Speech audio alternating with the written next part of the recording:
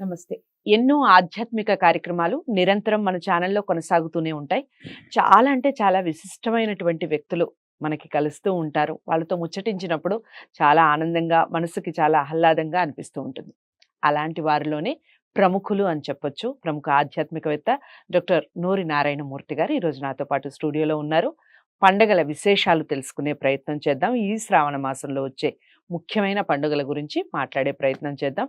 దాంతో పాటుగా ధర్మ సందేహాల రూపంలో కొన్ని ధర్మ సందేహాల్ని తెలుసుకునే ప్రయత్నం చేద్దాం. ఇక నుంచి మాక్సిమం గురువుగారు అందుబాటులో ఉన్నప్పుడల్లా ఖచ్చితంగా ప్రోగ్రామ్ చేసే ప్రయత్నం చేస్తాను. వీడియోని ఎక్కడా కూడా స్కిప్ చేయకుండా చూడండి. డౌట్స్ ఏమన్నా ఉన్నా, మీరు ఇంకేమైనా తెలుసుకోవాలి అనుకున్న కుతూహలం మీకున్నా ఖచ్చితంగా కామెంట్ బాక్స్‌లో తెలియచేయండి. ఎలాంటి ధర్మ సందేహానికైనా ఖచ్చితంగా ఈ వేదిక మీద నివృత్తి లభిస్తుంది. నమస్కారం గురువుగారు. నమస్కారం అమ్మ. గురువుగారు, శ్రావణ మాసంలో జరుపుకునే మరో ముఖ్యమైన పండుగ అన్నా చెల్లెలు, అక్కా తమ్ముడు అందరికీ కూడా ఒక మంచి పండుగ అంటే రాఖీ పౌర్ణమి. ఈ రాఖీ పౌర్ణమి యొక్క విశేషాలు వివరించండి. అలాగే మన పురాణాలు ఈ రాఖీ పౌర్ణమి గురించి ఏమైనా వివరించాయా? అందరికీ చెప్పండి. ఈ శ్రావణ పౌర్ణమిని జంఝాల పౌర్ణమి అని కూడా అంటారు, ఉమ్, లేదా రాఖీ పౌర్ణమి అని కూడా అంటారు. ఈ తిథి దైవీ శక్తికి సంబంధించినటువంటి తిథి. ఈ తిథి దేవతారాధను ఆరాధించేటువంటి తిథి ఇది. జపములు, స్తోత్రములతో ఈ రోజంతా పావనమయ్యేటువంటి తిథి ఇది. అంతేకాక సోదర సోదరీ బంధానికి చిహ్నంగా రక్షాబంధనం అనేటువంటిది ఈ రోజున విశేషంగా చేస్తారు. సోదరి చేత కట్టబడినటువంటి రక్షాబంధనం, ఏ సోదరి అయితే అన్నను క్షేమం కలగాలి అని అన్నకు రక్షాబంధన కడుతుందో దీనినే రక్షాబంధనం అని కూడా అంటారు. అన్న యొక్క సౌఖ్యాన్ని కోరుకుంటుంది అని అర్థం. ఈ లోకంలో పురుషుడు ఎలా ఉంటాడో అతని ఆలోచనలు నాకు పూర్తిగా తెలియవు, కానీ పురుషుడినైనప్పటికీ శాస్త్రాన్ని అనుసరించి ఆచరణ చూచి స్త్రీ పుట్టినింటికి మెట్టినింటికి క్షేమం కలగాలి అని కోరుకుంటుంది. తెనాలి రామలింగడు రచించినటువంటి పాండురంగ మహత్యంలో నిగమ శర్మ సోదరి ఒక ఆమె ఉంటుంది. నిగమ శర్మ తన కాపురాన్ని పట్టించుకోకుండా వెళితే పిలవకపోయినా సరే వాళ్ళ అక్కయ్య వెళుతుంది ఇంటికి. అతను ఆవేశంతో అంటాడు, పా మా ఇంటికి ఎందుకో చెప్పా, నీ పని చూసుకోవా బా అని విసుక్కుంటూ ఉంటాడు. అప్పుడు విసుక్కున్నాడు నా సోదరుడు, ఎలాంటి వంశంలో పుట్టానురా, ఎలా ఉండవలసినటువంటి వాడు ఎలా ప్రవర్తిస్తున్నావురా, ఇలాగైనా చేయవలసింది అని శుతిమెత్తగా తన యొక్క సోదరుని యొక్క కుటుంబం క్షేమంగా ఉండాలని కాంక్షించినటువంటిది సోదరి. కాబట్టి ఆ ఇంటికి ఆడబడుచు అంటారు ఆమెని. ఆమె శక్తి స్వరూపిణి. ఏ అన్నయినా ఏ తమ్ముడైనా సోదరిని ప్రేమగా చూచుకుంటాడు. సోదరి అంటే ఒక రకంగా తండ్రి తర్వాత తండ్రి తన కూతురే. తండ్రి ఉన్నప్పుడు అన్ని సుఖాలు అనుభవిస్తుంది, కానీ తండ్రి పోయిన తర్వాత అన్నయ్యే నా పుట్టిల్లు, మా అన్నయ్యే నా తండ్రి. అన్నయ్య కూడా ఎలా భావించాలి అంటే కన్న కూతురుగా భావించాలి. చెల్లెలు కాదు, కన్న కూతురుకి ఏ విధమైనటువంటి కష్టం వస్తే ఆదుకుంటాడో అలా ఆదుకోవాలి. కాబట్టి అలాంటి విజ్ఞాన సర్వస్వమైనటువంటిది ఇది ధర్మం. ఈ ధర్మాన్ని ఎవరైతే ఆచరిస్తారో ధర్మో రక్షతి రక్షితః, రక్ష నీకు నేను రక్ష కడుతున్నాను అని, అలా ధర్మమైనటువంటి ధర్మరక్షణలో పరస్పర రక్ష. నాకు నువ్వు రక్ష, నీకు నేను రక్ష. రక్షాబంధన స్వభావం చరిత్రాత్మకమైనటువంటి విశేషములలో అత్యద్భుతంగా ఉంటుంది రక్షాబంధనం. ఈ రక్షాబంధన ఘట్టాలు చాలా అనేకమైనటువంటి ఉన్నాయి. ఒక రకంగా చెప్పాలి అంటే అన్నా చెల్లెళ్ళ బంధమే అంటారు, కానీ ఈ రక్ష అనేటువంటిది తల్లి కూడా కొడుకుకు కడుతుంది. మీకు ఒక ఉదాహరణ చెబుతాను. కౌసల్యాదేవి రాముల వారు అరణ్యానికి వెళుతున్నప్పుడు అపరాజిత అని పేరు కలిగినటువంటి ఒక ఔషధిని అలా మంత్రించి, నాయనా నీకు శుభమవుతుందిరా అని కౌసల్యాదేవి కొడుకును దీవిస్తుంది. అలాగే యశోదాదేవి కూడా కృష్ణ పరమాత్మను పూతనాది రాక్షసులను సంహరించినప్పుడు భయపడ్డాడేమోనని ఒక రక్ష కడుతుంది ఆచమించి. కాబట్టి ఈ రక్ష అనేటువంటిది చాలా ముఖ్యమైనటువంటిది. ఈ రక్షాబంధన మహోత్సవం చాలా ఆనందంతో, సంతోషంతో జరుపుకుంటారు. ఇంకొక విశేషం ఏమిటి అంటే పౌర్ణమి, జంఝాల పౌర్ణమి.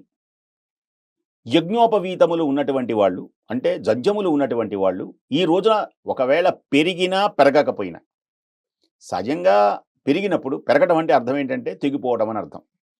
మన దేశ భాషలలో పెరిగింది అంటారే గాని తెగిపోయింది అనకూడదు కదా. ఉమ్, నల్ల పూసల తాడు తెగింది అనకూడదు, తప్పది, దోషం. పెరిగింది ఏమండి, నల్ల పూసల తాడు పెరిగింది, కాస్త బజార్ నుంచి వచ్చేటప్పుడు తెచ్చి పెట్టకూడదు అందనుకో, వీడికి అర్థం కాక పెరిగిందిగా ఎందుకు దండగా అని అనకూడదు. పెరగడం అంటే అదే అర్థం. ఉమ్, దీపం కొండెక్కింది అనాలే గాని దీపం ఆరింది అనకూడదు. దీపం అంటే ఏమిటి? దీపలక్ష్మి, ఇంటికి దీపం ఇల్లాలు. ఉమ్, అసలు మన ఇంత బ్రహ్మాండంగా కోట్ల రూపాయలు పెట్టి ఇల్లు కట్టినా ఆ ఇంటికి దీపం ఎవరో తెలుసునా? ఇల్లాలే కాదు, పిల్లలు కూడా దీపమే. ఉమ్, ఒక 500 కోట్ల రూపాయలు పెట్టి ఇల్లు కట్టాడు అనుకుందాం అనుకున్నాను. ఆ ఇంట్లో పిల్లలు లేకపోతే ఆ తల్లిదండ్రుల దిగులు వర్ణనాతీతం. ఉమ్, దానిని దారేషణ, పుత్రేషణ, ధనేషణ. సంతానం అనేటువంటిది లేకపోతే ఆ భార్యాభర్తల యొక్క జీవితంలో ఏదో కోల్పోయినట్లుగా భావిస్తారు, ఎన్ని సంపదలున్నా, సిరులున్నా. అలాంటి పుణ్యమైన, దివ్యమైనటువంటి విశేషంలో ఈ రక్షాబంధనం అనేటువంటిది ఇంటికి తల్లి కొడుకుకు కట్టవచ్చు. ఉమ్, అలాగే ఈ జంఝాల పౌర్ణమి కూడా ఈ జంఝం పెరిగినప్పుడు, అంటే ఏ కారణం చేతనైనా, అప్పుడే కాదు, ఒకవేళ పెరగకపోయినా ఆ రోజున సంధ్యావందనం చేయాలి, ఉమ్, దేవతను ఆరాధించాలి. ఇది దేవతాపూర్వకమైనటువంటి పౌర్ణమిది. అందుచేతనే మంత్రజపం చేయాలి. మననాత్రాయతే ఇది మంత్ర. మంత్రానుష్ఠానం వలన అతనికి బలం పెరుగుతుంది. అందులో గాయత్రీ మంత్రం జపించడం వలన అన్ని మంత్రములలో ఏ మంత్రము గొప్పది? గాయత్రీ మంత్రము గొప్పది. అన్ని దేవతలలో ఏ దేవత గొప్పది? తల్లి గొప్పది. అన్ని యంత్రములలో ఏ యంత్రము గొప్పది?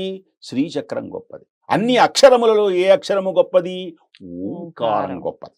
ఉమ్, ఎన్ని ఉన్నాయి ఇవన్నీ పుస్తకాలు తెరిస్తే. కాబట్టి అలాంటి పవిత్రమైనటువంటి ఆ మంత్రానుష్ఠానంతో 3 శక్తులు అతనికి కలుగుతాయి.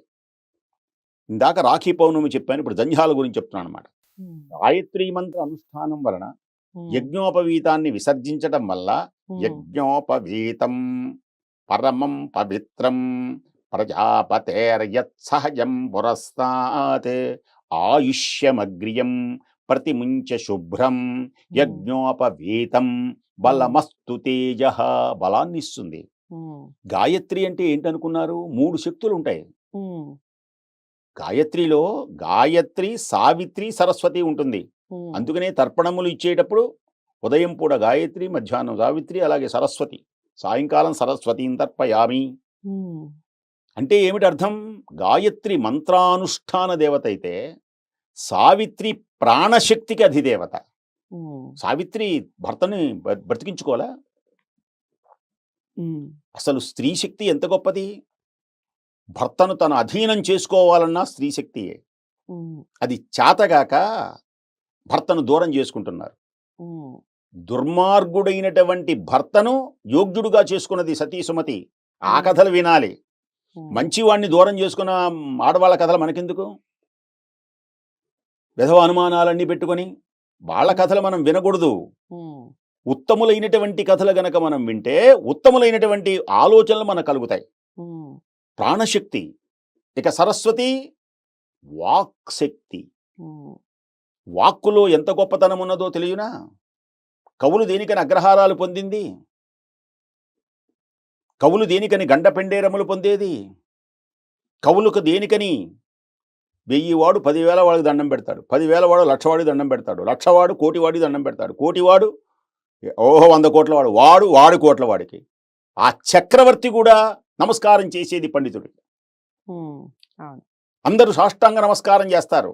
దేనికని? అతనిలో ఉన్నటువంటి వాక్శుద్ధి. ఒక్కసారి నన్ను ఆశీర్వదించండి స్వామి, ఉమ్, కష్టాలలో ఉన్నాను అని కన్నీళ్లతో దగ్గరికి వెళ్ళినప్పుడు ఉమ్, ఆ వాక్య మంత్రానుష్ఠాన బలంతో, ఉమ్, మంత్రానుష్ఠాన నోటితో నీకు శుభం జరుగుతుంది అనగానే అతను శుభం జరుగుతుంది. కాబట్టి అలాంటి పుణ్యమైన దివ్యమైనటువంటి ఈ రోజున ఉమ్, చక్కగా సోదరి సోదరుడు మనులు ఉమ్, ప్రేమగా ఉండాలి. అనుబంధం కార్తీక మాసంలో కూడా వస్తుంది. ఉమ్, భగినీ హస్త భోజనం అని. ఉమ్, భగినీ హస్త భోజనం అంటే ఒక సోదరి తన సోదరుడికి తనే వండి పెట్టాలి. ఉమ్, అలాంటి అనుబంధాన్ని ప్రేమలను కలిగించేటువంటిది ఈ పుణ్యమైనటువంటిది పవిత్రమైనటువంటి భారతదేశంలోనే ఉన్నది ఈ పవిత్రత. ఉమ్, మిగతా చోట ఎక్కడ లేనే లేదు. ఇలాంటి పవిత్రత నలుగురికి తెలియజేసి ఆ అనుబంధాన్ని అలాగే మంత్రానుష్ఠానాన్ని పొంది ఈ శ్రావణ మాసంలో అందరూ సుఖపడాలని మనసారా కోరుకుంటున్నాం. ఓకే. చాలా చక్కగా వివరించారు. అసలు శ్రీమూర్తి యొక్క గొప్పతనం ఏమిటి అని వివరిస్తూనే అన్నా చెల్లెలి యొక్క అనుబంధానికి ప్రతీక అయినటువంటి రాఖీ మహోత్సవాన్ని ఏ విధంగా జరుపుకోవాలి అని చాలా అంటే చాలా చక్కగా చాలా ఉదాహరణలతో విశేషంగా వివరించడం జరిగింది. ఇంకా మీకు ఏమైనా డౌట్స్ ఉంటే తప్పకుండా కామెంట్ బాక్స్లో తెలియచేయండి. గురువుగారితో మీకు ఎలాంటి డౌట్స్ ఉన్నా అంటే ధర్మ సందేహాలు లాంటివి ఏమైనా ఉన్నా ఖచ్చితంగా కామెంట్ బాక్స్లో తెలియచేయండి. తదుపరి కార్యక్రమంలో ఆ ధర్మ సందేహాలకి సంబంధించిన కార్యక్రమాలు చేసే ప్రయత్నం చేస్తాను. వీడియోని లైక్ చేసి షేర్ చేయండి. ఛానల్ని సబ్స్క్రైబ్ చేసుకోండి. మరో మంచి అంశంతో మళ్ళీ కలుద్దాం. నమస్తే.